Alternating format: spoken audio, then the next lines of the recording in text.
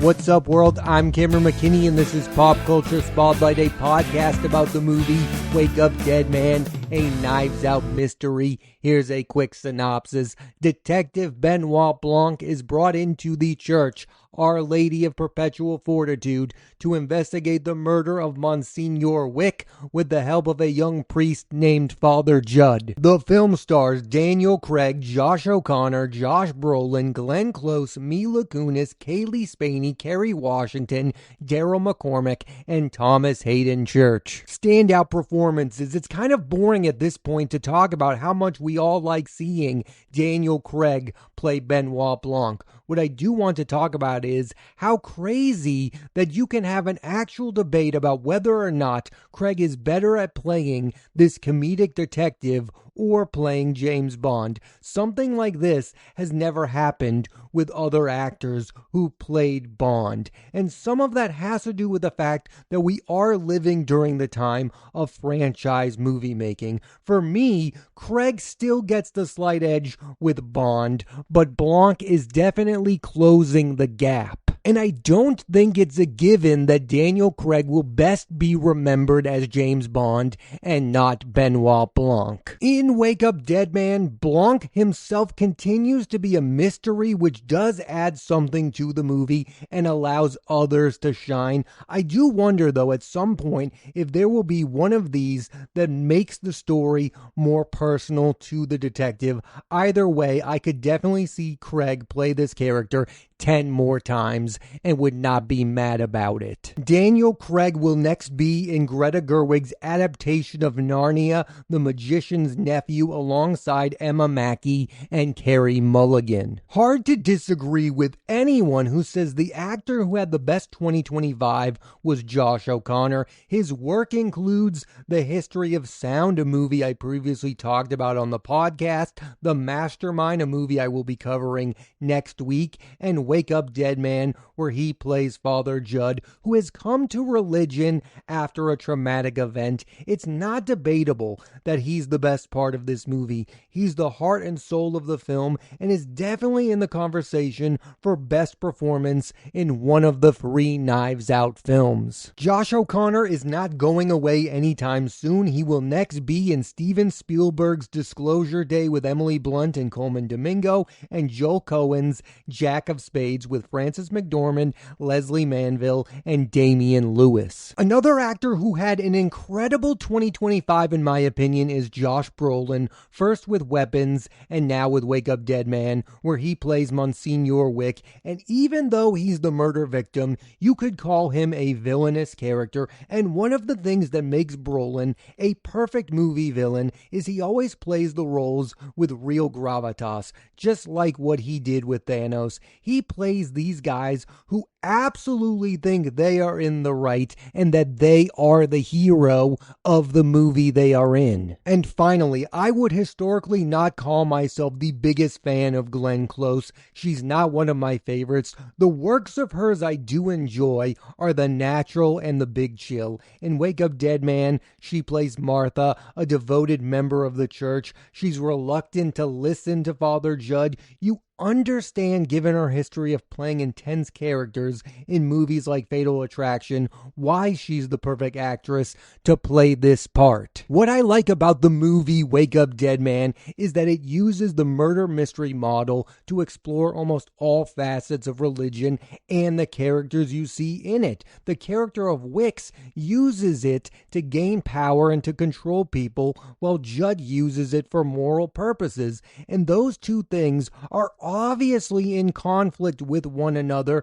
That's what's great about the movie. It mirrors real life in that way. There are real religious figures who are like both of these characters. It's exploring the topic in a way that you don't see all of the time. It's showing the good with the bad. And maybe most importantly, the movie is not telling you how to feel about religion. In fact, what the movie is telling you is that religion is not just one thing. it's not all just good and it's not all just bad. Like everything in life, it's complicated and you need to come up with your own way of how you feel about it. I, like most, am impressed with what writer-director Rian Johnson has done with these movies. All three of them stand on their own merit as really good films. But while I was enjoying this latest installment, I couldn't help but think that maybe this franchise has gotten to a place that is a tad formulaic. For example, in all three movies, Blanc pairs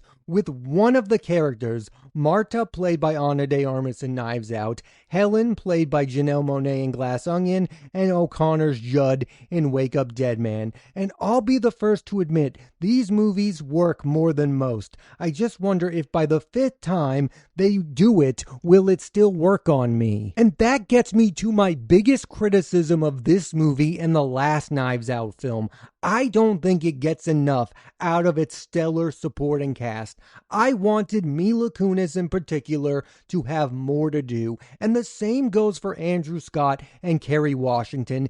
Every time one of these movies comes out, we all freak about the stacked cast, only for a few of them to be given memorable roles to play and give memorable performances. Don't tell me Mila Kunis is the problem. She's been very good in movies like Black Swan. What is the point of using these famous names who can be the lead of their own movies just to give them absolutely nothing to do? Maybe people feel differently than I do, but in the last film, I really thought that the big three were Daniel Craig, Janelle Monáe, and Edward Norton. The first Knives Out, in my opinion, is the only one that takes advantage of the fact that every single cast member is a movie star in their own right. Almost everyone is walking away from this movie saying that it is a great showcase for Josh O'Connor, and that's absolutely right. It is the biggest strength of the movie.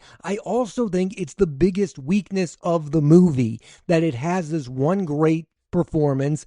I would say that Daniel Craig is great in this movie, and I would also say that Josh Brolin is great in this movie. Again, I don't think Mila Kunis was given much to do. I didn't care for Jeremy Renner in this movie, Andrew Scott. Kaylee Spaney has become one of my favorite actresses to watch on screen. I wasn't that impressed with what she was given to do in this movie. Why did you get these people? I don't understand what the Knives Out movies are doing with all of these stars. And I'm not one of these people that's distracted by the fact that Kerry Washington is in a movie like this. I'm just annoyed that she's not given a bigger role in the plot. And maybe the first Knives Out movie, it was easier to give everyone a crucial role because that murder was about one particular family. This film branches off onto so many individual people that really don't even interact that much with one another. They all have their own little storylines within the movie that start to get lost as it goes on. After the giant success of the first Knives Out, I, like most people, wanted to see my favorite actors be in the sequel movies. Now I don't know if I would wish that upon my favorite actors. Do I want to see Adam Driver in a Knives Out movie if he's not the lead of the film? Probably not, because the bigger roles in this movie are the villain, the detective, and the leading character. Every other role in it just isn't that memorable. And look, I can say that and still walk away from this movie thinking it is very good and does what it's supposed to do. I just don't think that these movies are living up to their reputation as being great ensemble movies. I mean, the ensemble are just not given enough to do, in my humble opinion. Oscar chances, I don't think a performance from this movie or this franchise is ever going to get an Oscar nomination. I am surprised by the fact that Rian Johnson has never been nominated for the screenplay. It seems like an obvious thing. The construction of these movies and the plot is quite brilliant. The bigger awards like Best Director or Best Picture are out out of the picture. That's never going to happen for this movie or the future installments of it. As for Daniel Craig, he's never going to get an Oscar nomination for playing Benoit Blanc, but I do think we're close to him getting his first ever Oscar nom. Like, I think it's going to happen in the next 5 years. I think he's going to continue to do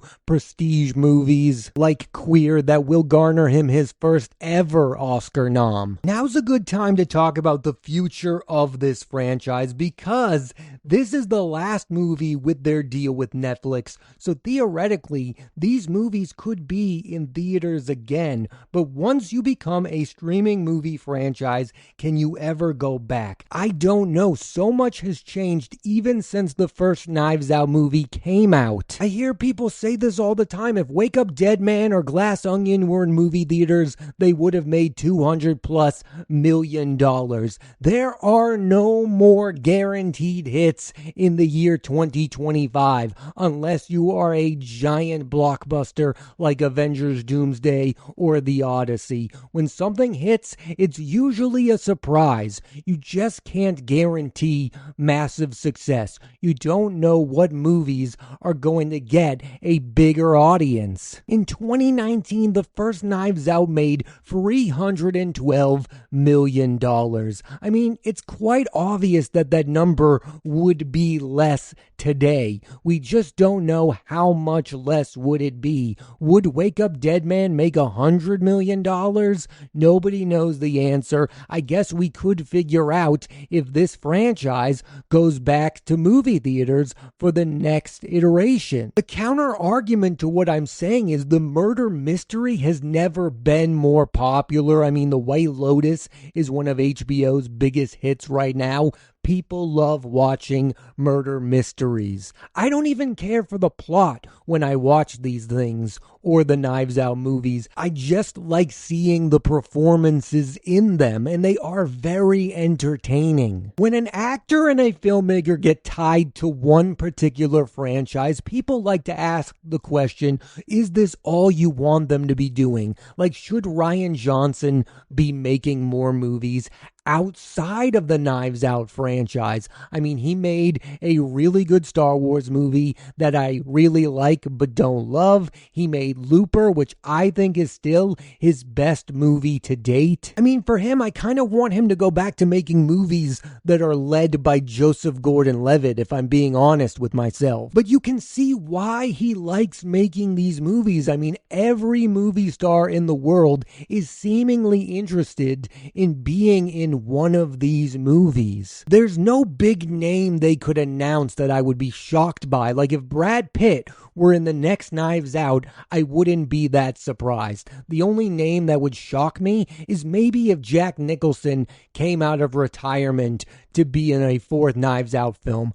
I don't see that happening. That would just be a big surprise. But other than that, I mean, what name would surprise you? Meryl Streep being in the next film would just be on brand. I spoke about my issues with the Knives Out franchise earlier. Maybe what I want Rian Johnson to do is to make a Knives Out movie with a smaller cast. Do one with about 5 characters and solely focus on that 5. I don't need you to get every big name actor on the planet to be in your movie and then only give 4 of them something to do. And really, this all comes back to Mila Kunis. Like, I was so pumped when she was announced to be in the next Knives Out movie. I was like, this is going to be one of those things that makes us remember how good she can be in movies. Remember, guys, she was in Black Swan. She was in Oz the Great and Powerful. I like that movie more than most, but you get what I'm saying. She was in Forgetting Sarah Marshall. And then I watched the movie and realized quite early on that this was a nothing part. This was not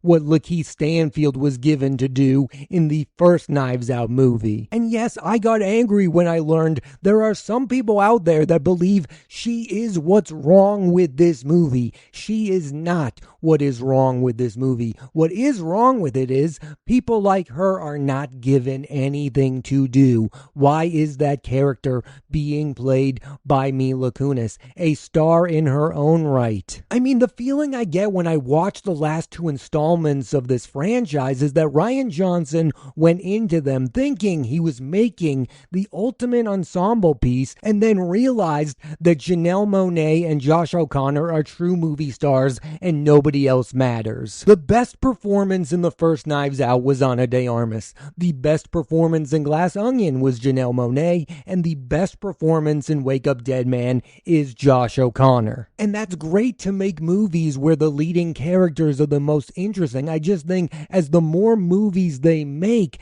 the less and less the supporting characters add to the movies themselves. And I felt the exact same way about Glass Onion. I love Jessica Henwick. She did not have to be in that movie. And that's all to say, I'm just not going to be all that excited the next time they announce the superstar cast of the next Knives Out movie. Because ultimately, what I think this franchise cares about is the detective, the leading character, and the villain. And another reason to look at this is those leading characters are so memorable, played by de Armas, Monáe, and O'Connor, because they're the ones who get to pair with Daniel Craig. I mean, in all three of these movies, he has had unbelievable chemistry with his co-stars. A great movie genre is Daniel Craig solving mysteries with a partner. That's why The Girl with the Dragon Tattoo is one of my favorite movies ever,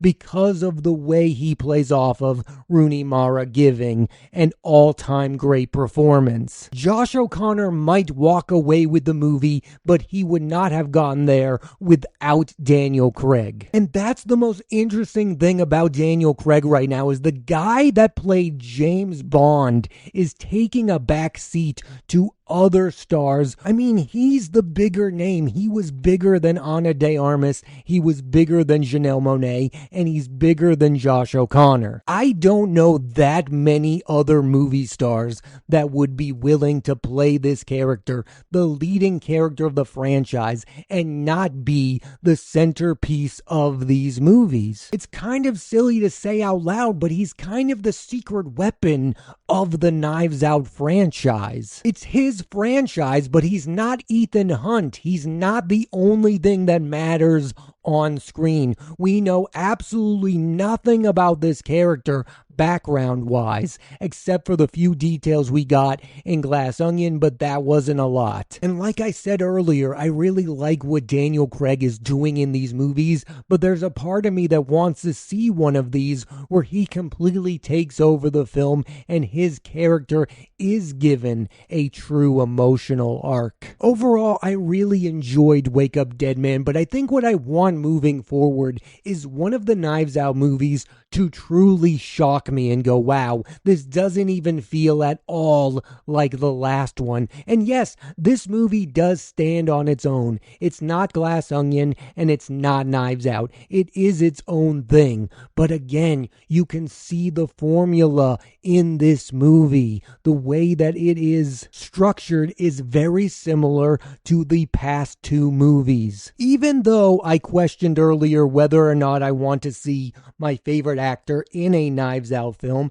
everyone likes to play the game of who they want to see in one of these movies, so I thought that would be a great way to end this podcast. Here are 5 actors I want to see in a Knives Out movie. Number 5, Tilda Swinton. She can fit into any kind of movie, and she's also someone who can make a big impact with very little screen time. Number 4, Steve Carell. He can play dramatic or comedic. He's just somebody I want to see work with more directors like Rian Johnson. Number 3, John Hamm. This is a guy who does his best work in movies with a lot of good actors. The Town and Baby Driver. I think he would make the perfect Knives Out villain. Number 2, can we please have a Knives Out movie with Keanu Reeves as the lead? And number 1 is Alicia Vikander. She could be the lead of the next Knives Out, or she could play the villain, and not many actors are capable of being both. There's there you have it, 5 big stars that I want to see be in a future Knives Out movie. I don't necessarily think it's fair to rank these movies, but I do think the first Knives Out film is the best one, and then I think you could have a real debate about whether or not Glass Onion is better than Wake Up Dead Man. Right now, I prefer Glass Onion, but who knows, after a few rewatches, Wake Up Dead Man might become number 2. I just don't get how you could make the argument that this is the best Knives Out movie. I also don't think that every next movie of a franchise needs to be better than the last. I am impressed with Wake Up Dead Man. It is a very good Knives Out film. Thanks for listening to this edition of Pop Culture Spotlight. I'm Cameron McKinney, and there'll be a new episode of the podcast every Thursday on Apple Podcasts and Spotify. I highly recommend you watch Wake Up Dead Man, a Knives Out mystery. Next week on the podcast, I talk about Kelly Reichardt's The Mastermind, starring Josh O'Connor. So tune into that, and please rate, review, and subscribe.